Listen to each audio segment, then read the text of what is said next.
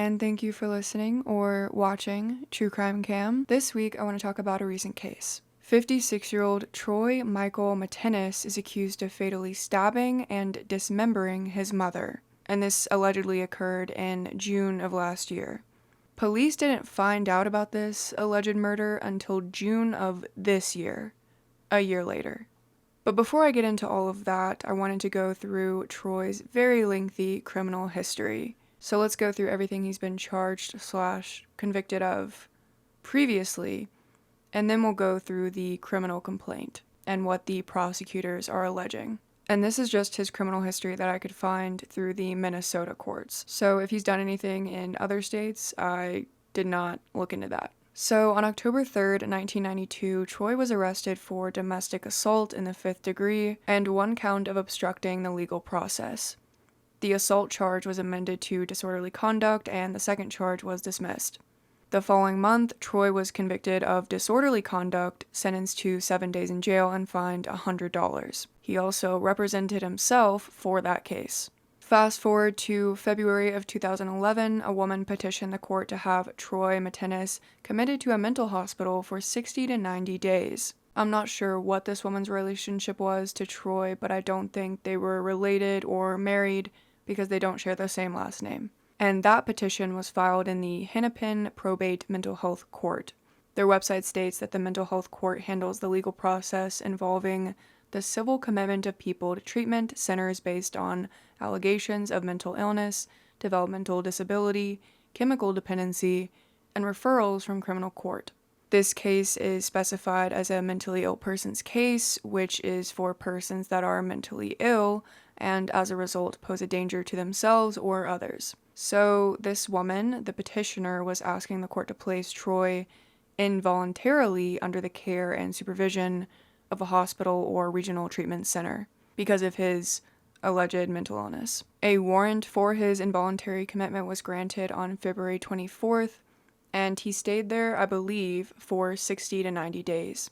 And I have no idea why he was committed because you only have access to documents posted 2015 and later. So because this happened in 2011, the documents are not on the website.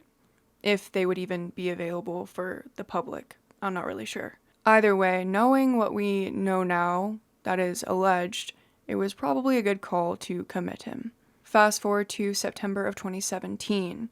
Troy was given a citation for going 79 miles per hour in a 55 mile per hour zone. He was convicted of a petty misdemeanor and fined over $200. In January of 2018, he was convicted of another petty misdemeanor for, again, going 20 plus miles per hour over the speed limit and fined $150.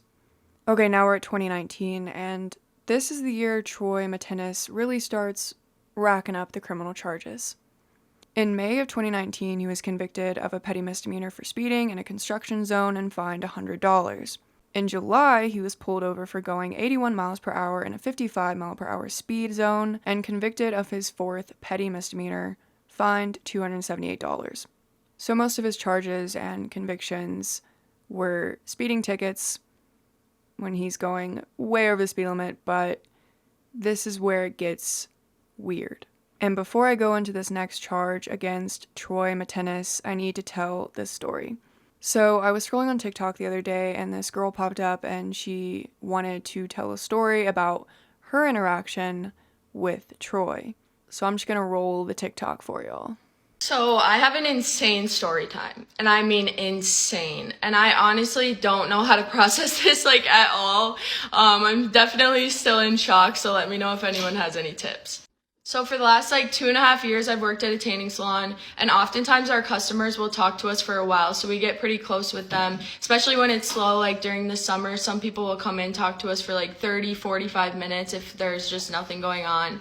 And I had this regular customer named Troy. He was so nice when he came in. He would always bring me a bottle of water when he would come in, but it was honestly you would see his car pull up and it's oh, I have to talk to Troy again, So I've spent hours talking to this man. Well, last year on June 5th, he comes in while I was working, talked to me for 30 minutes about his plans for the week, whatever else.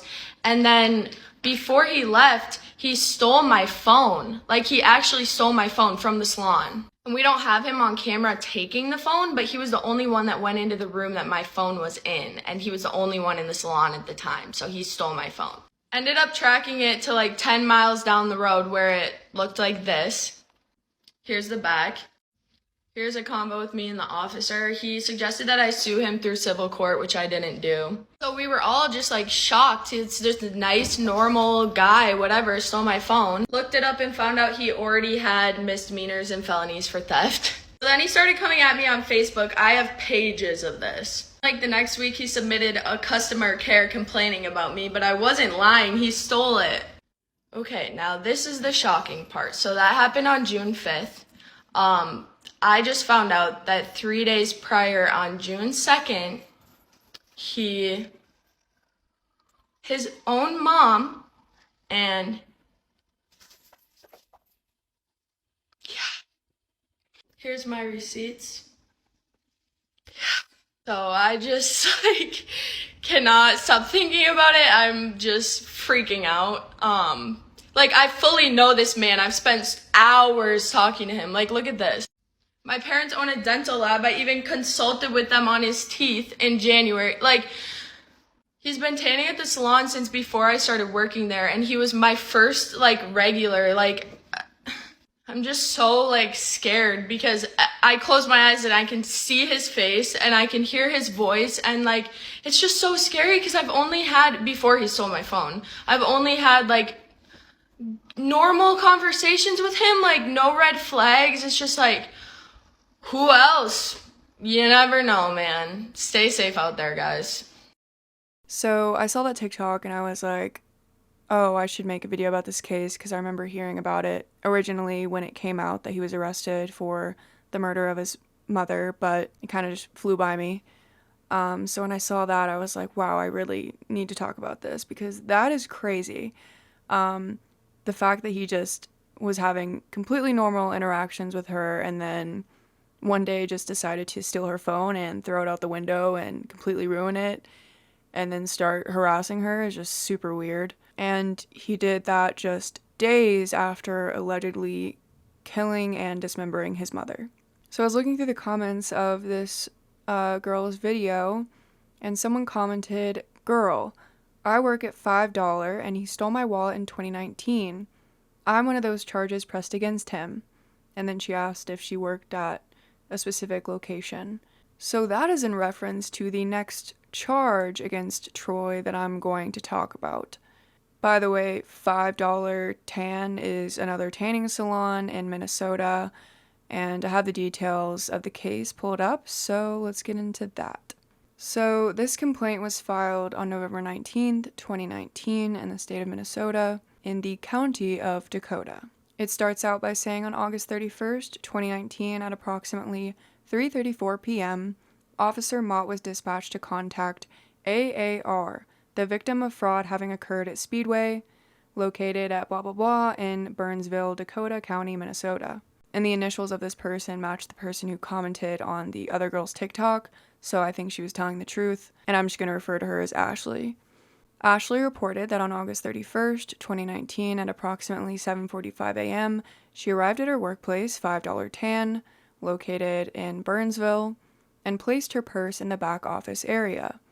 At approximately 1:45 p.m., Ashley realized her Michael Kors wristlet wallet, valued at $118, was missing from her purse. Ashley reported that her wallet contained her Visa credit card, Minnesota driver's license, $120 to $130 in cash, and miscellaneous cards. Upon realizing her wallet was missing, Ashley contacted her bank and learned that her credit card had been used without her permission at Speedway, located in Burnsville. The amount of the unauthorized charge was $29.87. Ashley went to the Speedway and obtained a copy of the receipt for the fraudulent credit card transaction. The receipt indicated a pay at the pump sale from pump number 6 and a car wash purchase. Ashley then provided Officer Mott with a customer activity report from the $5 Tan establishment. It revealed that 12 customers checking in between 8:39 and 10:40 a.m. that morning. Ashley was confident her wallet was in her purse upon arriving at work and believed a customer must have taken it. Ashley reported there were no non-customers in the business while she was working. On September 1st, 2019, Officer Mott responded to Speedway and reviewed the surveillance video for the time in question. Officer Mott observed a dark-colored Chevrolet Equinox drive up to the pump number 6 at approximately 10:56 a.m. on August 31st, 2019. Officer Mott was unable to clearly see the license plate, but observed a tall white male wearing a blue short-sleeve shirt, dark 3/4 length pants, and flip-flop type sandals. The male suspect had blonde, light-colored hair and was balding on the top of the head. The male suspect proceeded to pump gas and eventually walked into the store. Store surveillance video shows the same male in clear view, wearing the aforementioned clothing. The male exits the store and gets back into the dark-colored Chevrolet Equinox. So when the officer is reviewing the gas station's camera, he finally gets a Minnesota license plate number, DGS608. A check of the license plate revealed the vehicle was registered to Troy Michael Mitteness, date of birth 03/08/1967. So Officer Mott then reviews the customer activity report of $5 tan, and he observes that Troy Mitteness checked into the business on August 31st, 2019 at 10:26 a.m. He reviews the surveillance video and sees Troy exiting the tanning bed area at approximately 10:46 a.m. He then exits the store at approximately 10:47 a.m., and Troy is also wearing the same clothing that he was wearing at the Speedway. On September 1st, 2019, officers go to Troy's address, and they see the same vehicle parked in his driveway that was seen pumping gas and getting the car wash. So the officers knock on the door, and Troy answers the door in the same clothes he was wearing the day before, that he was seen wearing on the surveillance video at Speedway and $5 tan. Officer Mott asked the defendant if he knew why officers were at his residence, to which he responded no. Officer Mott showed the defendant a copy of the gasoline and car wash receipt from Speedway, to which the defendant responded, "I put gas in my car." When asked how he paid for the gas, the defendant responded, "With my debit card." The defendant continued to deny any knowledge of the fraudulent purchase or theft. Officer Mott explained to the defendant that lying about what he did would do no good. The defendant eventually said, you're right, because I found that debit card at $5 tan, so I did do it," admitting to making the fraudulent purchase with the stolen debit card. After saying he found the debit card on the floor, the defendant admitted to going in the back employee room to get a Kleenex where he, quote-unquote, found the debit card. The defendant eventually admitted to taking the small wallet out of a purse, which wasn't in the employee area. The defendant explained that after conducting the fraudulent purchase, he threw the wallet and its contents into the garbage at the Speedway gas pump. Officer Mott then asked the defendant about the cash that was in the wallet. After again being deceitful, the defendant admitted to taking cash out of the wallet but did not know how much was there. The defendant proceeded to explain that he was a bad liar. Officer Mott read Troy his Miranda warning and asked him to provide a statement, to which he agreed. Troy admitted to stealing the wallet and its contents from $5 tan. Troy admitted to completing the fraudulent purchase at Speedway and having $60 of the stolen cash in his wallet. He stated he purchased bottled water and cereal with the stolen money. Troy returned to his residence for his wallet and took $60 out, handing it to Officer Mott, saying, "I shouldn't have done it and I feel bad." So the officers go back to the Speedway and are digging through all of the trash to locate this Michael Kors wallet. And after doing that for a long period of time, they don't find any of the wallet or any money or anything like that. So they go back to Troy's house. They explain to him that they didn't find anything in the trash like he said it would be. And Officer Mott writes that Troy began getting nervous, biting his fingers, but continued to say he threw the items in the garbage at Speedway. And at that time, another officer, Officer Larson, observed a white and tan Michael Kors wallet on the backseat floor area of Troy's vehicle in plain view. So they just took a little peek in his vehicle and the Michael Kors wallet was right there. So the officers inform him that there's a wallet in his car in plain view, and Troy asks, "What wallet?" Troy then went inside the residence to retrieve the keys to his vehicle, opened the door, and handed the wallet to Officer Larson. Troy stated the wallet belongs to his cousin, and again stated he threw the stolen purse in the garbage. The defendant eventually admitted the wallet in his vehicle was, in fact, the stolen wallet. After further questioning about the items still missing, the defendant retrieved Ashley's Minnesota driver's license and a rewards card from the front passenger door of his vehicle. So he had taken this woman's driver's license out and stored it in another part of his vehicle for some reason. Troy then gave officers consent to search his vehicle for any additional stolen items. Troy reported he threw the rest of the contents out the window after purchasing the gasoline and other items at Walmart. That statement, threw the rest of the contents out the window to conceal his crime, keep that in mind for later on. So, officers located 7 individual gallon bottles of water and a small bottled water that the defendant admitted to purchasing with the money he stole from Ashley's wallet. So, prosecutors charged Troy with 2 counts. The first count is financial transaction card fraud, which is a gross misdemeanor. And they also charged him with theft, a misdemeanor. The maximum penalty for that would have been a year and 90 days in jail plus a $4,000 fine. However, the first count was dismissed, so Troy was only convicted for theft.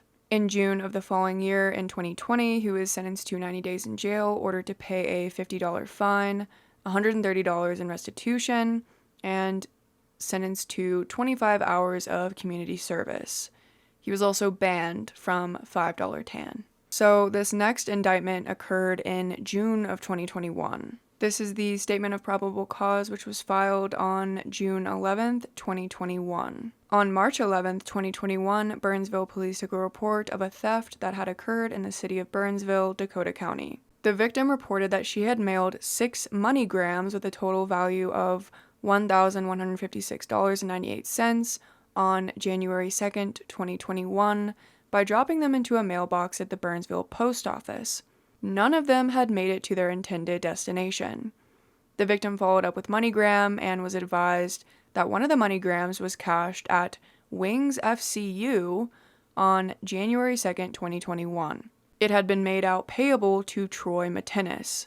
She was still trying to get information about the others.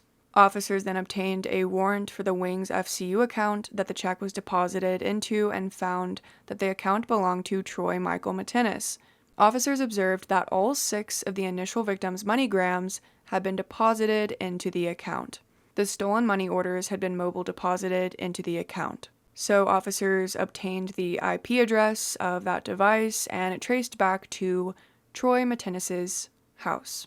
And the officer also took note that 7 additional money orders had been deposited into that account after the initial victims' money orders were deposited.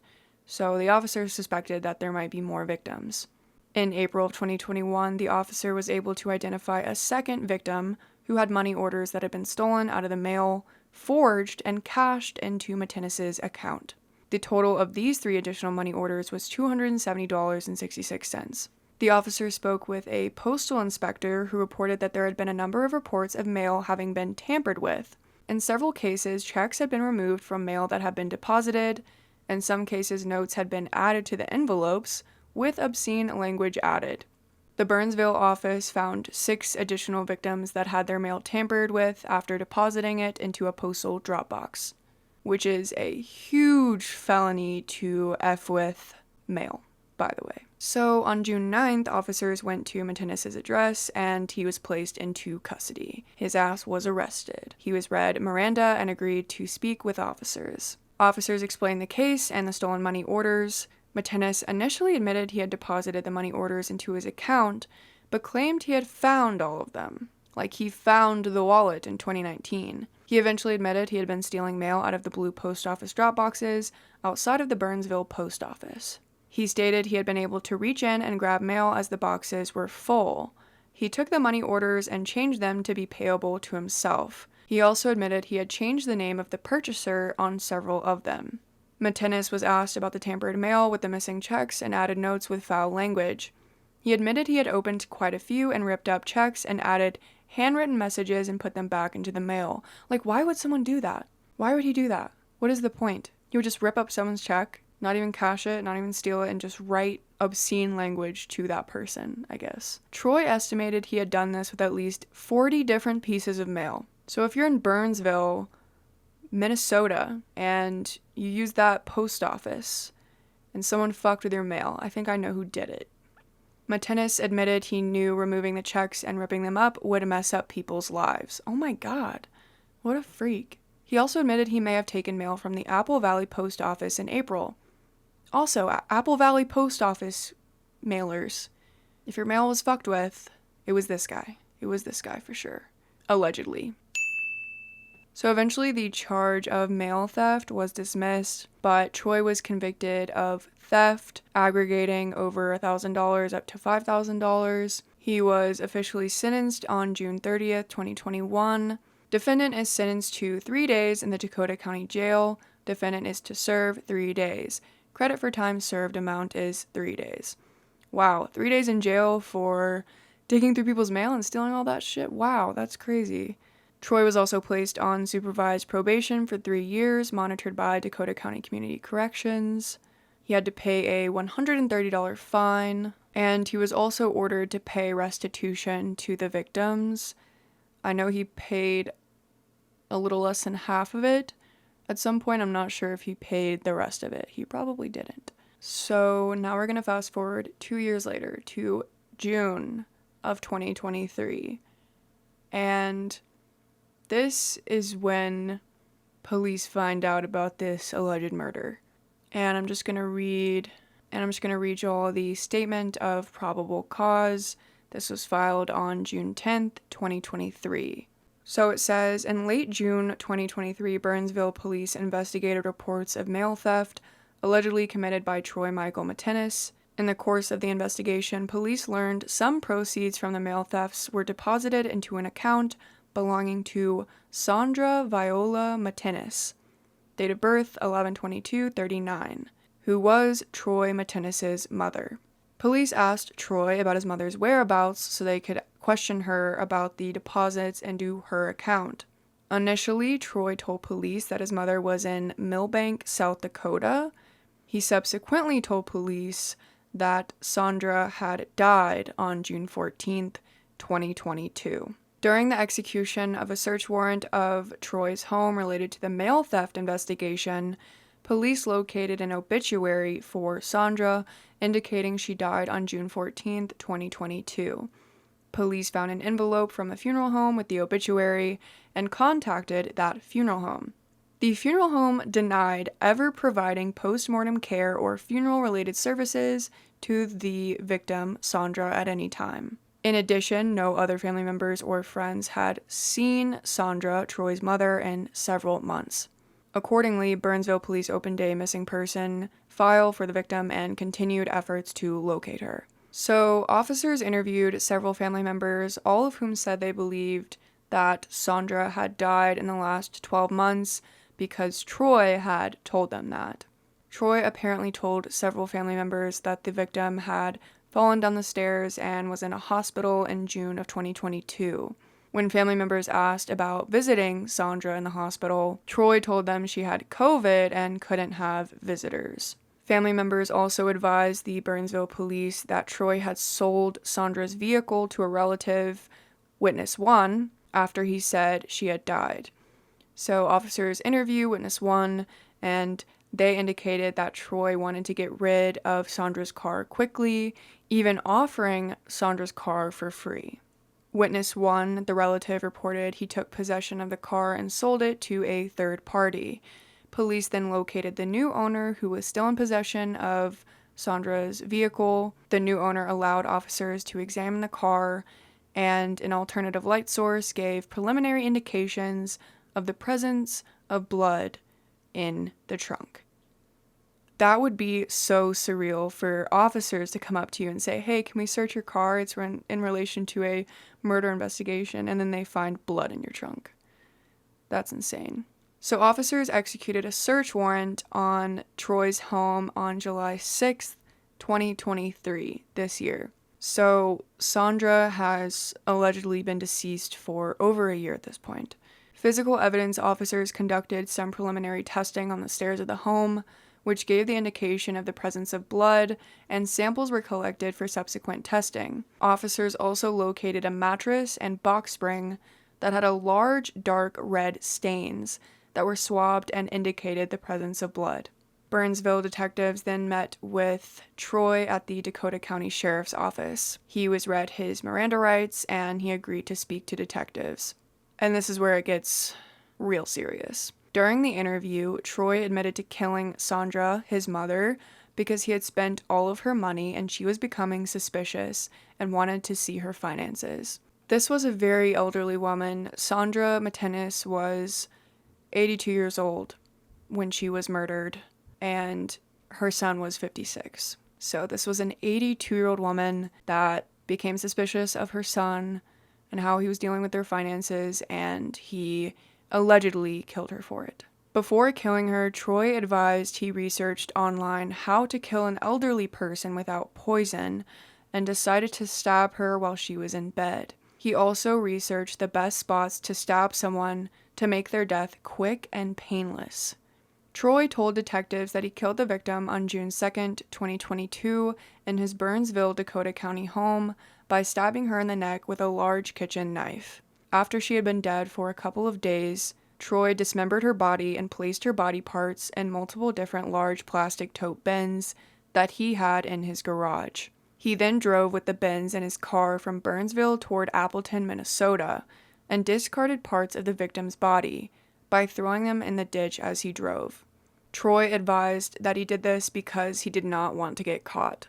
Troy advised that he had discarded 2 of the plastic totes behind a dumpster at an abandoned rest stop on Highway 7 towards Wilmar, Minnesota. So officers drove to the location described by Troy and found a large shipping container resembling a dumpster on private property. Officers spoke with the property owners who related the following facts. The property had previously been a rest stop. After they purchased the property, they located 2 plastic tote bins behind the shipping container, which they had moved to a burn pile. Officers found the tote bins in the burn pile and collected them as evidence. The tote bins are the same type of tote bins officers had located in Troy's garage during the execution of the July 6, 2023 search warrant of his home. So that's really all we know about Troy Michael Mittenness's case so far. There's been a dozen documents filed, but it's just been his defense, his public defender asking for evidence that the prosecution needs to turn over, and the judge has changed in his case, and he made a motion for that. I'm not sure why that was granted. He has a new judge. His bond has been set at $2 million, and Troy Mittenness's next hearing is scheduled for September 19th, 9 a.m. at the Dakota County Judicial Center in Hastings, Minnesota. Thank you so much for listening and or watching to this episode. Before I go, I want to give a shout out to the new Patreon members. Thank you so much to Riley, Alyssa, Kate R, and Amy P. Y'all rock. If you're listening on YouTube or you're listening on Spotify, you can leave a comment and let me know what cases you want me to cover. I'm thinking about covering a unidentified serial killer next week, or potentially the Fort Worth missing trio. It's really similar to the Springfield 3 case, which I think is a lot more widely known. The Springfield 3 refers to an unsolved missing persons case that began on June 7th, 1992, and this is when friends Susie Streeter and Stacy McCall, along with Streeter's mother, Sherry Levitt, went missing from Levitt's home in Springfield, Missouri. So that happened in June of 1992, but the Fort Worth missing trio occurred decades before that. So this case involves a 17-year-old girl, a 14-year-old girl, and a 9-year-old girl going missing in Fort Worth, Texas. They went to the mall to go shopping, and then they just disappeared. Never been seen or heard from again. They've been missing for 48 years. Let me know if you want to hear about that case or recommend another one. So that's about it for this week's episode. Thank you so much for listening, and I hope you have a good day, evening, or night. Goodbye.